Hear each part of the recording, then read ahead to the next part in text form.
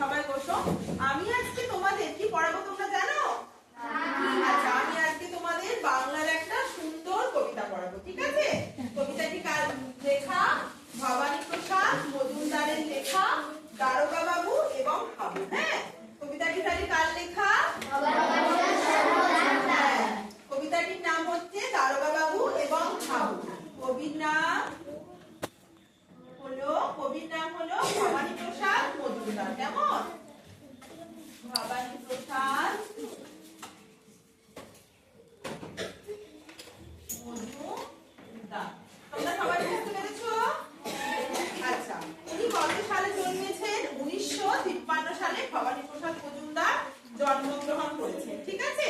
ওনার কয়েকটা গ্রন্থ আছে বিখ্যাত, সেই গ্রন্থগুলো আমরা দেখব। যেমন হচ্ছে মজার ছড়া। ওনার বিখ্যাত গ্রন্থের নাম কি? মজার ছড়া। উল্লেখযোগ্য গ্রন্থ হচ্ছে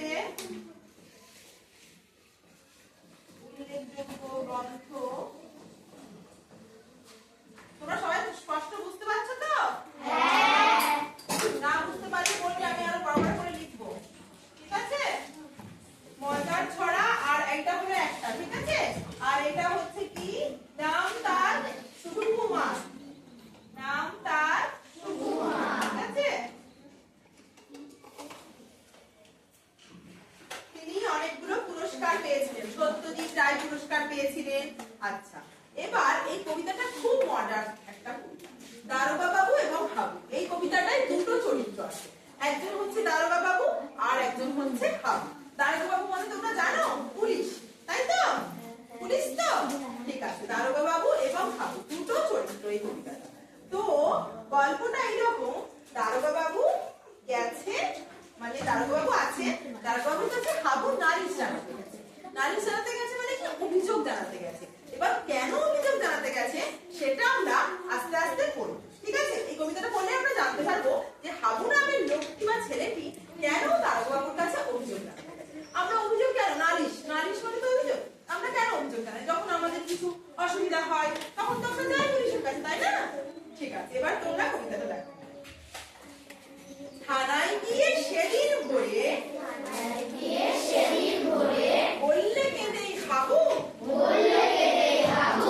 নালিশ আমার মন দিয়ে খুব, শুনুন বড় বাবু, চারজন ভাই আমরা, একটা ঘরেই থাকি, দুঃখে আমি সারা দিন রাত ভগবানকেই ডাকি। তাহলে কি হচ্ছে? দারোগা বাবুর কাছে গিয়ে বলছে একটা মাত্র ঘর হাবুদের, মাত্র একটা ঘরে ওরা চারটে ভাই থাকে কষ্ট সৃষ্ট করে, সেই জন্য সারাদিন রাত ভগবানকে ডাকে, ঠিক আছে? ভগবানকে কেন ডাকছে সেটা এবার পরের স্তবকে আছে, ঠিক আছে? এই স্তবক থেকে আমরা কি পেলাম? এই স্তবক থেকে আমরা কয়েকটা নতুন শব্দ পেলাম, তাই তো? নালিশ শব্দটা পেলাম আমরা এই স্তবক থেকে। নালিশ মানে তোমরা দেখে নাও, খাতা বের করে লিখে নাও, ঠিক আছে? নালিশ শব্দটার অর্থ কি বলতো? অভিযোগ। হ্যাঁ, অভিযোগ। নালিশ মানে অভিযোগ। ধরো দিশা তোমাকে মেরেছে, দিশা আমার কাছে এসে বললো ম্যাম ও আমাকে মেরেছে, এটা হচ্ছে অভিযোগ বা নালিশ, ঠিক আছে? আবার হয়তো বললো শুভ বললো ম্যাম অরিজিৎ আমার ব্যাগটা ছিঁড়ে দিয়েছে, এটা আমার কাছে অভিযোগ জানালো, তার মানে কি? নালিশ করবে, তাই তো? বুঝতে পেরেছো নালিশ শব্দটার অর্থ তোমরা? ঠিক আছে, এবার কি বলছে? দুঃখ মানে কি? মানুষ যখন মন খারাপ থাকে তখন সেটাকে দুঃখ বলে, ঠিক আছে? দুঃখের বিপরীত শব্দ হলো আনন্দ। দুঃখের বিপরীত শব্দটা আমরা দেখে নেবো একটু। দুঃখের বিপরীত শব্দ হচ্ছে আনন্দ। হ্যাঁ, দুঃখের বিপরীত শব্দ আনন্দ। আরো একটা শব্দ আছে দিনডা। কি আছে? যে দুঃখে আমি সারাদিন রাত ভগবানকে ডাক। সারাদিন রাত, দিন আবার রাত, মানে দিনের থেকেও ডাকে আবার রাতে, মানে দিনের বেলাও ডাকছে রাতের বেলাও, সব সময় ডাকে। কিন্তু এই দিন শব্দটি বিপরীত শব্দটা হলো রাত, ঠিক আছে? ছেলেরা একটু দেখো, দিন শব্দের বিপরীত শব্দ কি বলতো? রাত। আবার ঠিক সেরকম রাত শব্দের বিপরীত শব্দ কি